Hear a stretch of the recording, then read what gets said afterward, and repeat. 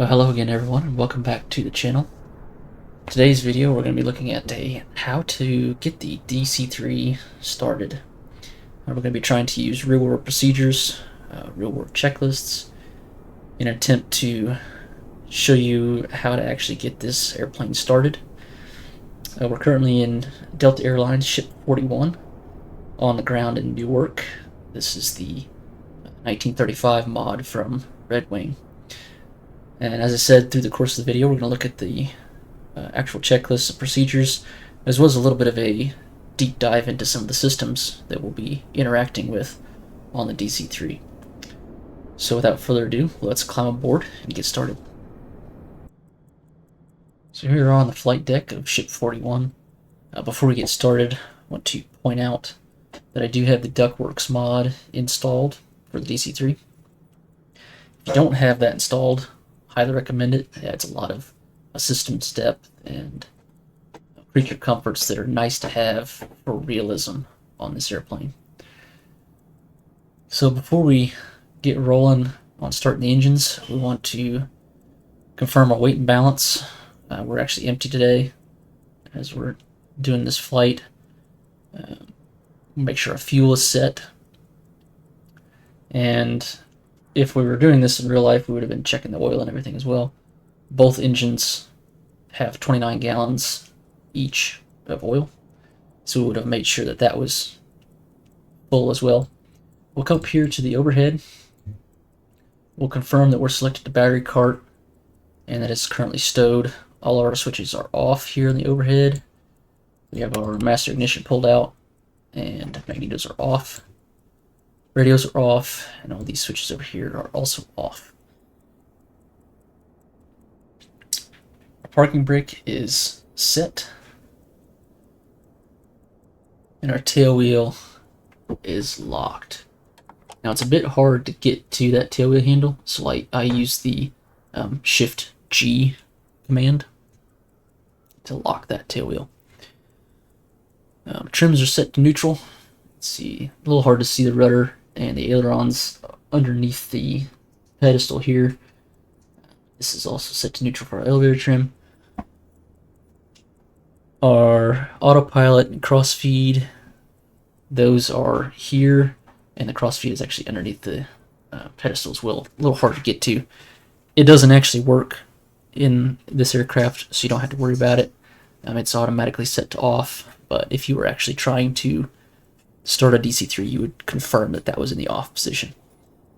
Our cow flaps are also set to off currently. Our gear handle is down and locked. You can see the lock here. If we select that, you'll notice it go to the unlocked position and the gear handle is selected down. So we want that down and locked with the gear handle, in neutral. Flaps are indicating up. You see our flap indicator here on the side, and if we pull that back, you can see there's up, down is there. So indicating up, and the handle is in neutral. We'll go ahead and check our hydraulic reservoir. That is a sight glass here. You see our red ball there, indicating that we are full of hydraulic fluid. And our flow selector is set to our takeoff position. You can see our placard here. It says that is selecting both engines to supply pressure to the hydraulic system.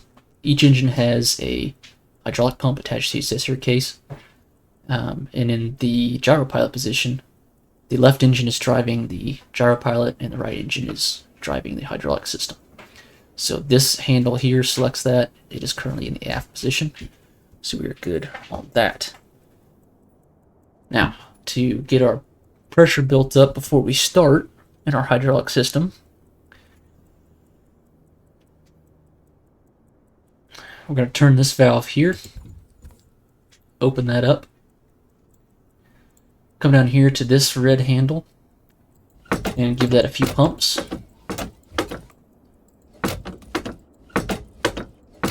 I find about 6 works, and that should get you right around 600 psi right here on your hydraulic pressure gauges. And while we're over here, we'll go ahead and open our cowl flaps, and we can also confirm that the ball in our sight glass went down. And that indicates that it did pressurize the system as well. And we can go ahead and shut that off. I believe on the actual DC-3s, you don't need to open this valve to actuate the hand pump. What this valve does, called a star valve usually, is it isolates the hand pump from the accumulator. There's a pressure accumulator located on this wall back behind this bulkhead. And if you're not familiar with an accumulator, essentially what that does is stores energy for when you need it, when you have a high demand on the system. So for example, if you're dropping your landing gear, the weight and the speed with which that will drop because of gravity and such, the hydraulic pumps cannot supply enough pressure to actuate them, and it will create a vacuum in your system. So you'll be left with this air bubble, essentially, in your hydraulic lines, which, if you've ever messed around with brakes on a car or any other type of hydraulic system, air in the lines is not good. So what the accumulator does is when that is selected down, it is pressurized with, it has a diaphragm at the bottom pressurized with air, and it will shove that fluid very quickly into where it's needed when you get that high demand on the system. So, as I said, in the real DC-3, that's how that would work. In our particular case, we have to turn that valve before we can actuate the hydraulic pump. So we've got the hydraulic valve closed now. We can go down our list. We've already got the cowl flaps open. We'll go ahead and open our fire extinguisher panel down here. And that'll allow us, in case of an engine fire, to very quickly reach down and pull the handle and discharge the CO2 bottle into the engine that is selected. You can just barely see here, we have a selector valve for the right engine or the left engine. Currently we're selected on the right engine because that is what we'll start first. So we've got the fire extinguisher open, cowl flaps open. We'll check our flight controls are free and correct. Pull back, pull forward, left, right, left, right on the rudder. Free and correct. Our peak controls are set cold and locked. That's here, are our car peak controls. And we'll confirm that our blowers, which are these yellow handles here, those are set to the low, the aft position. Propellers, we'll set those through to high RPM, full forward, these two white handles here. Our throttles, we want to have closed initially, and our mixtures at idle cutoff. So all that is set there. We'll now come up here, get our battery cart on, and we'll take our beacon light on, and we'll go ahead and turn our nav lights on as well, which are these here. We don't need our interior lights because it's not dark. Set our fuel, make sure our fuel is set here to left main and the right main here. And we can confirm our quantities by looking at our fuel gauge. So our left main, looks like we have just over 90 gallons there. She looks closer to 100. And our right main 100. Right aux 100. And 100 left aux. So as you can see, there's 4 tanks on the DC-3. So we currently have about 400 gallons of fuel on board.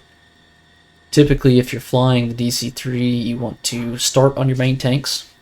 And then once you get up to cruise, if you have fuel in the aux tanks, go ahead and burn that first for weight and balance purposes. And then once you've burned those out, or nearly out of fuel, you don't want to start your engines of fuel, of course, you will switch back to your mains and land on the mains. So check fuel quantity. Fuel selector valves are on the mains. Beacon is on. We'll go ahead and get our master ignition on. That is this here. We'll push that in, turn it on. And now for the start. We'll start the right engine first, as I mentioned. Now there's a couple different things I do that really only apply to in the sim. One of those being you have the mixture already on. So right now we're in idle cutoff, and on an actual DC-3 this would be where you would leave the mixture until the engine caught. Then you would feed the fuel in. In this particular case, in our sim, you won't get fuel pressure on your boost pumps unless you have the mixture already on slightly. Now I have a Honeycomb Bravo throttle quadrant, so I can leave it idle cutoff and then feed the fuel in when I feel it's the right timing. But if you don't have that, that's okay. You can go ahead and set your mixture, as I'll show you here in just a second. So for the right engine start, we're going to go ahead and open the throttle. So I'm going to actually go ahead and open both because we're going to be doing that. Open it about an inch, so about right there. We'll set our mixture to auto lean, and we'll turn our right boost pump on here. That's an electrical fuel pump, and each engine has its own separate electric fuel pump. So you can see here we got a little bit of fuel pressure there. Once we go full rich, we'll want to see that up around 15 psi. But for start, just seeing that gauge move above 5 psi is plenty. So what we're going to do now is we're going to energize our starter, let that spool up for about 10 seconds. You don't want to let spool for any more than 30 seconds. We'll spool that up, we'll mesh the starter. After a few rotations, we'll turn the mags on, and then we'll hold the primer. So I just want to walk you through that before we did it because it happens a little bit quickly. And then once the engine fires, we'll go auto rich on our mixture, and we'll release the primer. So I'm going to do that now. We've got our boost pump on, throttle's cracked, idle cut off, we have fuel pressure here. So let's go ahead and start our right engine. We'll energize. You can hear that starter spooling up.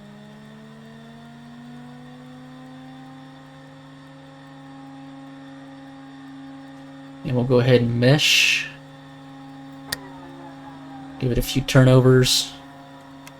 Mags. Hold that. And then fired.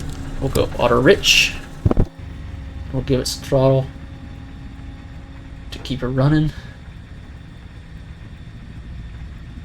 We want to hit about 1,000 RPM. You can see our oil pressure starting to come up there. And you want to see that within 30 seconds or less. As it comes up past 50, the light goes out. You see there our oil pressure light went out. And now you can see we're up also to about 15, 16 psi of fuel pressure.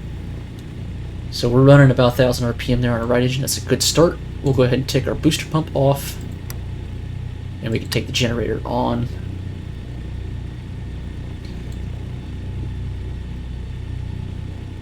And one thing you want to watch for is as this engine starts to warm up a little bit, the RPM will climb, so be ready to pull the throttle back down to keep it around that 1,000 RPM. And you can idle a little bit lower, but radial engines like to lug if you idle them completely at around 600 RPM. See, there's that climb I was talking about. We'll pull that back.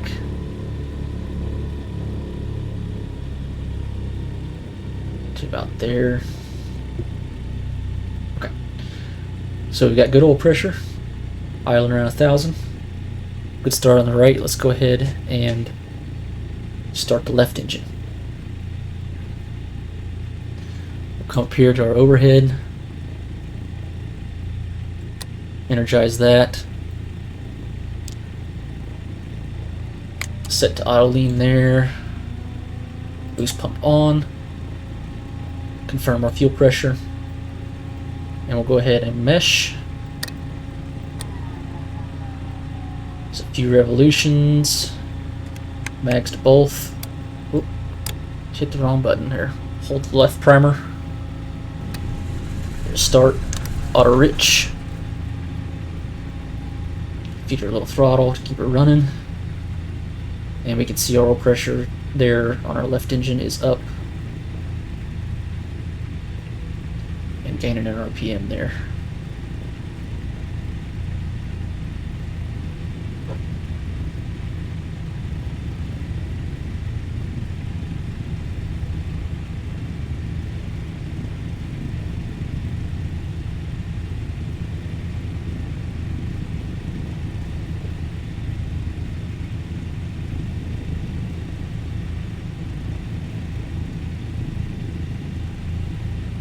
And there's our oil pressure light going out. So that was a good start on the left engine as well. Take the boost pump off and generator on. You can see our 2 generator gauges indicating a good charge. Our voltmeter up here should be indicating around 28 volts, which that looks about right. The DC-3 has 2 24-volt batteries located underneath the cockpit here, and when the generators are operating, they're producing 28 volts of electricity. So that's what you want to see there. So once the engines are running, we can go ahead and take our avionics on. Avionics master is there, and of course, as you're waiting on it to warm up, you would go ahead and set your radios, get your compass dialed in with the course you want here, maybe set up your gyro pilot as well.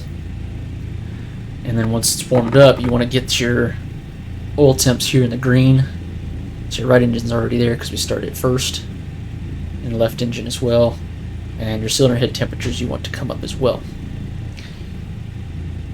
But the purpose of this video is just to get the DC-3 started.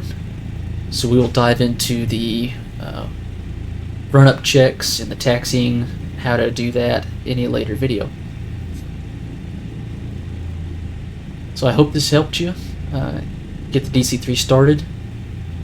If it did, let me know in the comments below and consider giving it a like. I hope y'all have a good day wherever you're at. So long.